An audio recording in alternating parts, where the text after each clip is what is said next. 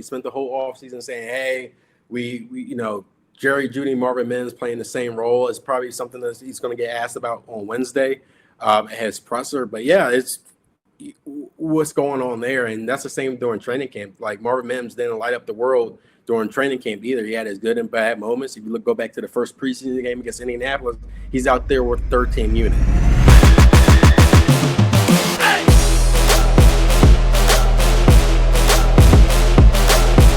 Welcome back to another episode of the Broncos Avenue Podcast. I'm your host, Amir Farrell, with my co-host, Jordan Lopez. Joining us today is Denver Broncos beat writer for the Denver Post, Ryan McFadden, third appearance on the pod.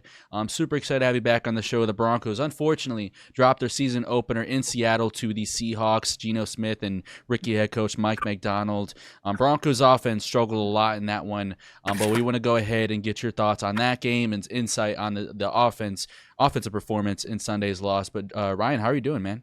I'm doing good. Been busy, but I appreciate you guys for having me and able to make the time for me with this hectic schedule.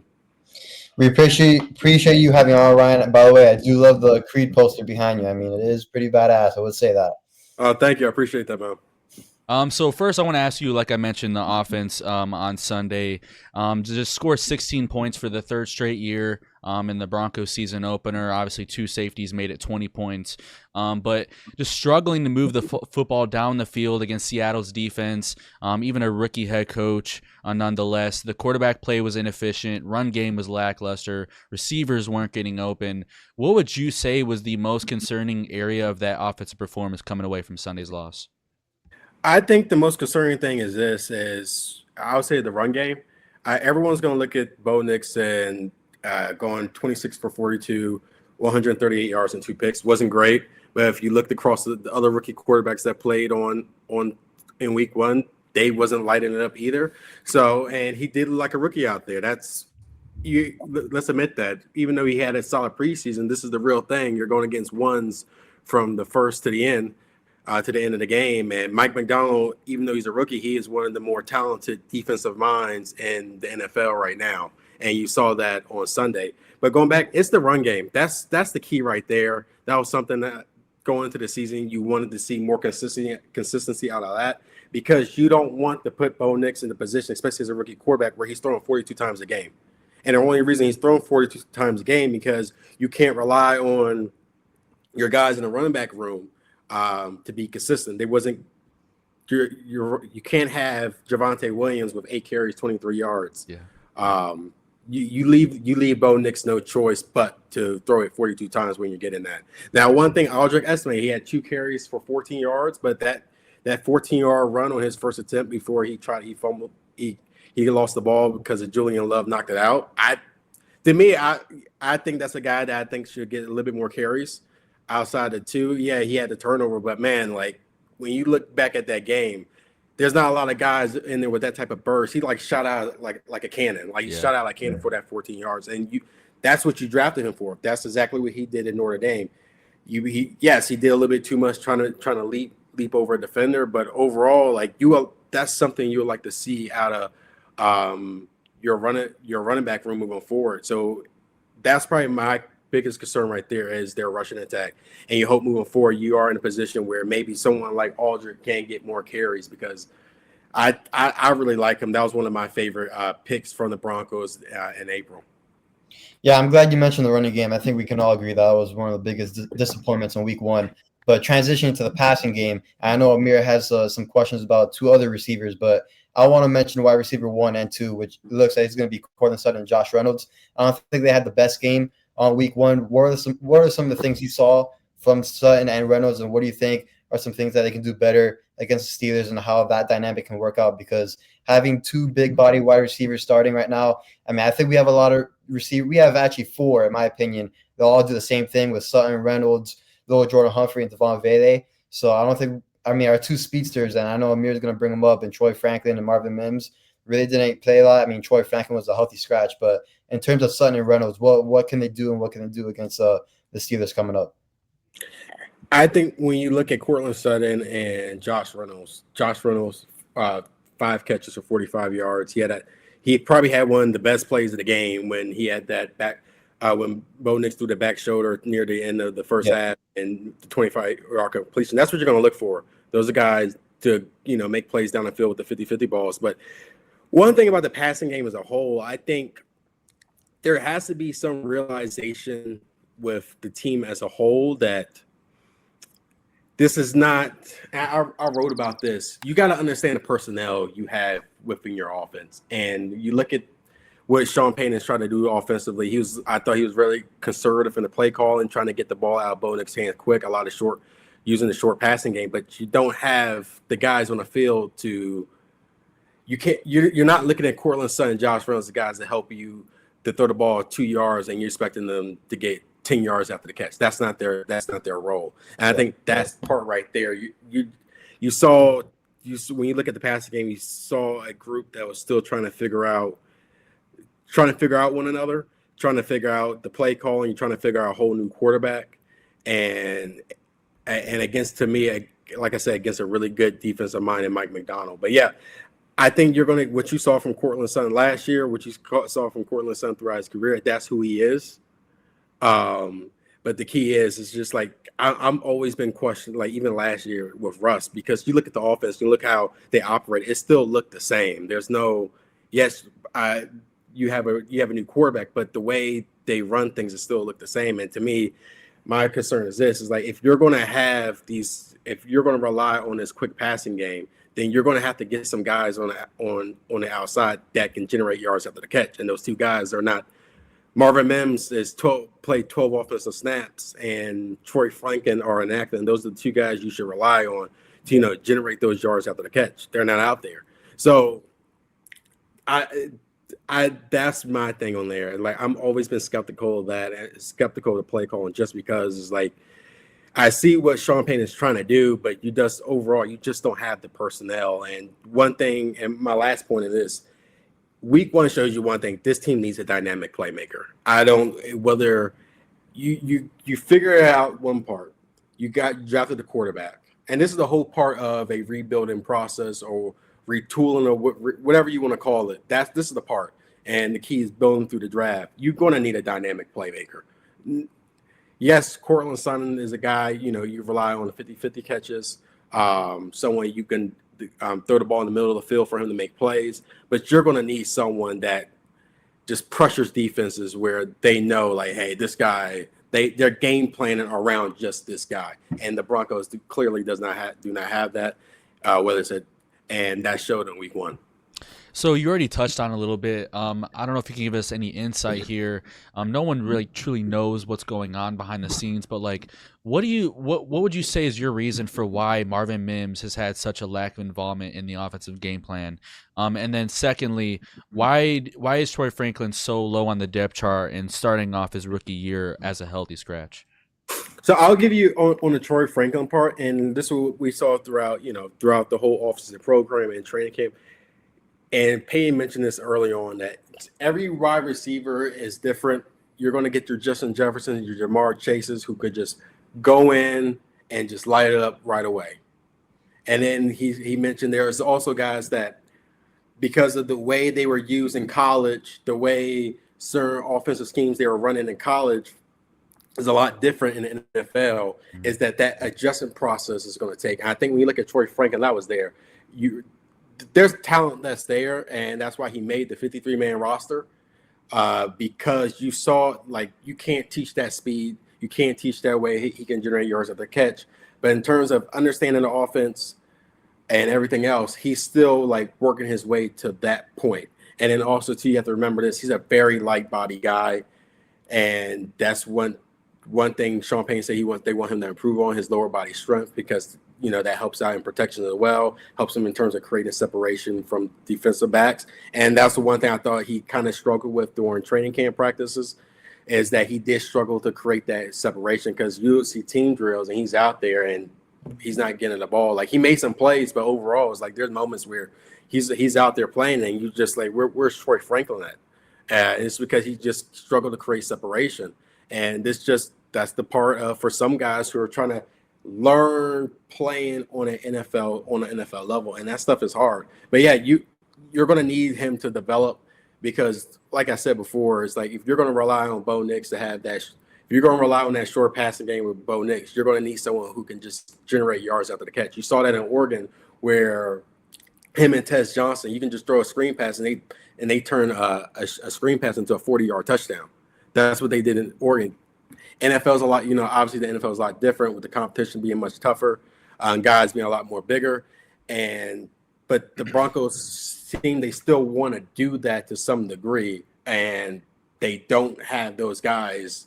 They don't have a ton of those guys to work with, and you're just hoping Troy and Marvin Mims can develop to those guys. And with Marvin Mims, I think that's probably one of the biggest questions I'm asking myself is that you traded Jerry Jeudy away. You spent the whole offseason saying, hey, we Jerry Jeudy, Marvin Mims playing the same role is probably something that he's going to get asked about on Wednesday at his presser. But, yeah, it's what's going on there. And that's the same during training camp. Like Marvin Mims didn't light up the world during training camp either. He had his good and bad moments. If you go back to the first preseason game against Indianapolis, he's out there with the third-team unit. So, in the third quarter, and that's a guy. If you believe he's that heavily involved in the offense, and he's out there in the third quarter of a preseason game, then that tells you there's still a lot of work to be done, and there's something maybe the coaching staff is seeing that he needs to improve on before he gets on. He takes on the bigger role, but that's the key right there. They got to figure out what they're going to do with those two guys. Like that's a lot of. We talk about the biggest thing about the Broncos last year. They didn't lack a lot of speed, and the reason why it's not that they didn't lack the speed. The speed was on the bench. That's what it is. It's not that they didn't lack it. It's just the guys that you count on as speedsters are on your bench. So yeah, that's probably one of the biggest questions that came out of that game as well. I don't have a full answer as well as besides my own personal analysis on that is that. Yeah, 12 snaps for Marvin Mims, that's not good, especially when this is the guy you say, all right, we moved on from Jerry Jeudy because we see something in him. And if you want to get the ball rolling, I think he is the key to doing that. Yeah, I agree with everything you said. Amir knows I'm a huge wide receiver guy, so that topic to me is very important, and that was one of the biggest question marks for me going into the season. But transitioning into the defensive side of things, Riley Moss got his first career start against Seattle. How do you think he did? I personally thought that he didn't do that bad. I thought like the catches that were completed on him, all of them were contested, and that catch at the very end by Tyler Lockett, that one-handed grab, was actually pretty insane. But I didn't think he played pretty bad. Not bad. So what do you think he did? I think he's okay. You can tell that down the stretch when they wanted to get the passing game going, they did what everyone probably expected them to do. Yeah. They're just gonna go after the inexperienced guy, and that's what they did with Tyler Lockett or Riley Moss. I thought the play that sealed the game. I thought that was just a great play by Tyler Lockett. That was just a good throw and just a good play overall by Tyler Lockett. You can't get too mad about that. But I think there are some positives from Riley Moss in that game. It's just one game. But there are some good things to take away. He led the team in tackles in that game. He's very physical. I think he's someone that can help out in the run game as well.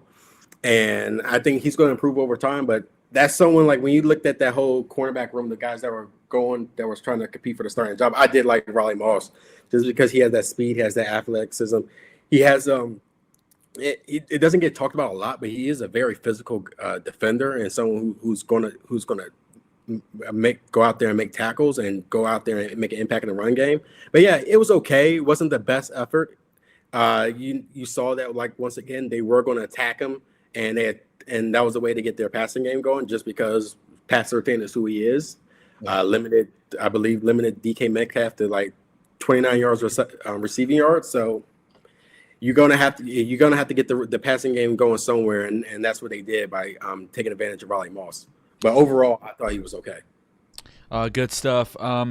I have to preface this question by saying that in no way am I panicking about the season, but if the Broncos were to lose more games leading up to the trade deadline, which I think it got pushed back this year, but leading up to the trade deadline, let's say the Broncos are not where they want to be, they lost a lot more games than they anticipated. If there are players that are going to be moved like in the weeks leading up to that deadline, who would you say are like the main ones on your mind as could potentially be moving pieces?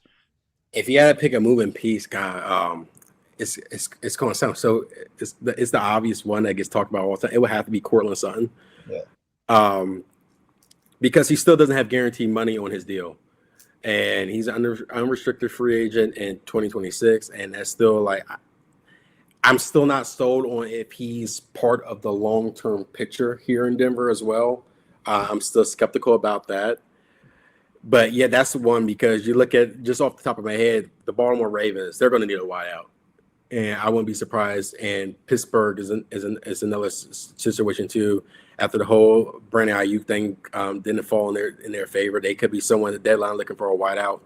It could be other teams that obviously NFL is a dangerous sport, so guys get hurt all the time. So it might be a situation where a team might need a veteran wideout to make that push for the playoffs after someone went down, and it could be reaching out for Cortland Sutton. But I think if this season does go like totally south, where you're talking about the Broncos are in line for a top 5 pick, then yeah, you're gonna have to make that decision. I know Cortland Sutton has spoke how he wants to be here for the long term. He believes in, he believes in the organization. He loves it here. But if you're able to secure more draft capital for Cortland, then you have to seriously consider that given the direction of the team. But then at the same time, that comes at a challenge because you have to wonder, okay, if we move on for Cortland Sutton, who's next? Who's going to step up? Yeah. Josh Reynolds is not a number one guy. He's never been a number one good, solid receiver. Don't get me wrong, but he's never been a number one guy in his whole career. So you have to think about that. So you're taking away a true number one talent. So are we at the trade deadline and Marvin Mims emerges a really good, finally emerges? Does Vele turn out to be one of the biggest sleepers of the draft at that time? Those are the questions you have to ask yourself because, yeah, he's a name that's talked about in the trade market, but that means you're moving away a true number one in Denver's passing game with a rookie quarterback. So that's where the challenges are there. Maybe if like you're in a situation where Greg Dulcich just turns up and starts producing at a high rate, then you might want to consider that. But that's the only downside of saying, all right, let's move on for Cortland Sutton in the middle of the year, because now you're leaving a rookie quarterback without a true number one guy in his wide receiver room. Yeah, real quickly for me, this is going to be my last question. Did the defensive line on week 1 against Seattle, did they live up to the hype that they were getting during training camp from you? I mean, I thought they did it pretty well in that pass rushing unit. Did they live up to the hype for you? I still have questions about the run defense, but the pass rush, it looked a lot better. It was 2 sacks, both from Jonathan Cooper, 10 pressures overall in that game. I think among teams in the NFL, I have to go back and check, but I think teams among the NFL, they blitzed more than anyone in week 1. I thought they looked solid. I thought Zach Allen. If you look, the box score doesn't say it, but I thought he had a solid game in terms of creating pressure. You saw early on DJ Jones getting home and creating pressure on Geno Smith to force that interception. So that I'm very optimistic about that. That's what you need right there. You got to have more consistency from a pass rush standpoint, especially from that defensive line. You did not get that last year. So that if you want to take one thing to be optimistic about is the defense. Yeah, they faltered in the third quarter, but that first half, that was some good football. And they jumped out the gate hot. Like you can't deny that. And if they can turn that into a 4-quarter performance, then that's going to help them stay in games, make games close. But yeah, I'm optimistic about their defensive front, especially from a pass rush standpoint. Real quick before we end off the show, how optimistic and confident are you that Bo Nix and Sean Payton can take this team back to the playoffs, whether it be this year or next year? I'm optimistic. There's a lot to like about Bo Nix. I think one thing we have to understand with Sean Payton is that you're going to have to start making adjustments around the team you have.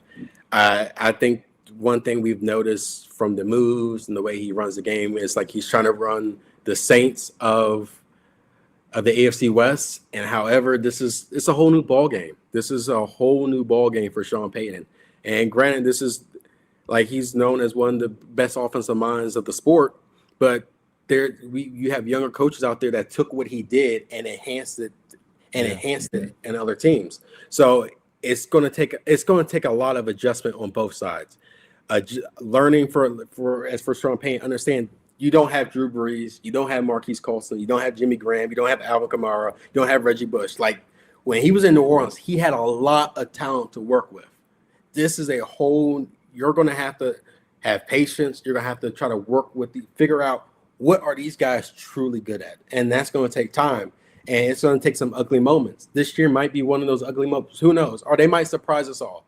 We do not know. This is like, I tell people we're into like uncharted waters here with this team because you're relying on a bunch of guys that either they're rookies or last year they didn't get a ton of playing time, and now they're expected to take on bigger roles. And for Sean Payton as a coach, you're going to have to make adjustments in terms of your play calling as well and figuring that out.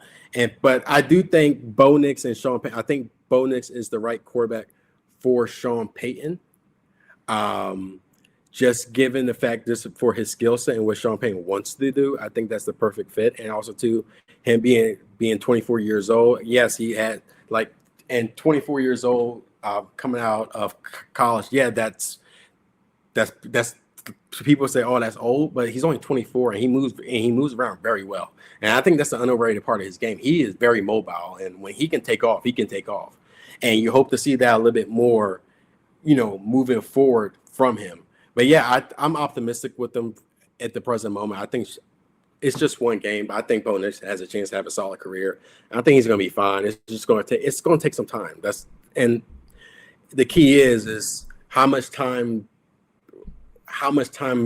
patience Sean Payton is willing to have with this process. That's the key you have to remember here. But I think that from an organization standpoint, I think they are heading to the right direction with those two. Love it. Ryan, thank you so much for your time being on the show. It's always a good time talking Broncos with you. Had you on a few times last year. It was a blast, and same thing this time around. For you guys listening on today's show on the Broncos Avenue Podcast, whether you listen on YouTube, anywhere else, please show your support by leaving a like, commenting down below, subscribe, turn on notifications.